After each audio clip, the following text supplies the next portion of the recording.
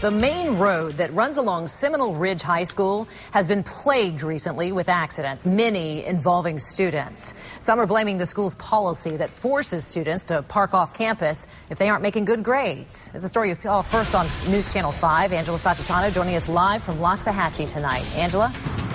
Shannon, I'm standing in a parking lot right now, as you can see over my shoulder, about a quarter mile from Seminole Ridge High School. Students walk this path to and from every day. Usually these rows are filled with students' cars.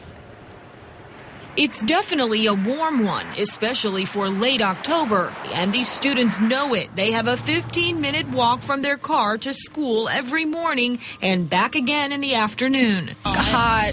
It's really hot. They say the busy quarter-mile stretch along Seminole-Pratt Whitney Road never slows down with traffic. Red light where we're supposed to cross, I see them all the time. These students don't have the 2.0 GPA their school requires to park on campus or the 20 hours of community service needed. So they and dozens of other kids end up parking their cars here in this abandoned Winn-Dixie parking lot. You have to have 10 hours community service by this time and then 10 hours by this time. And if you don't, you can't park on there, which I think is ridiculous. Seminole Ridge's principal would not return our calls for an explanation on the policy.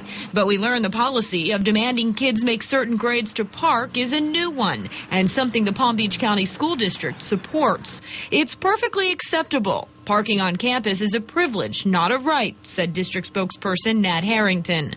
The policy is now especially controversial after the near-fatal accident of student Ryan Garcia yesterday.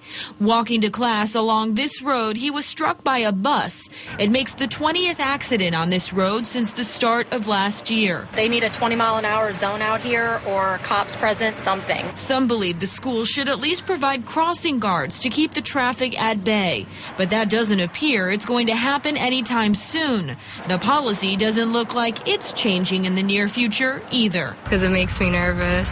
Yeah, ever since all the car accidents, better just run. Now, students we talked with inquired about what appear to be plenty of empty lots, empty land near the high school out there. After all, this is Loxahatchee and land is plentiful, but the school didn't want to comment on that. Again, the school district telling us it's up to each individual school to create its own parking policy. Live in Loxahatchee, Angela Sacitano, WPTV News Channel 5.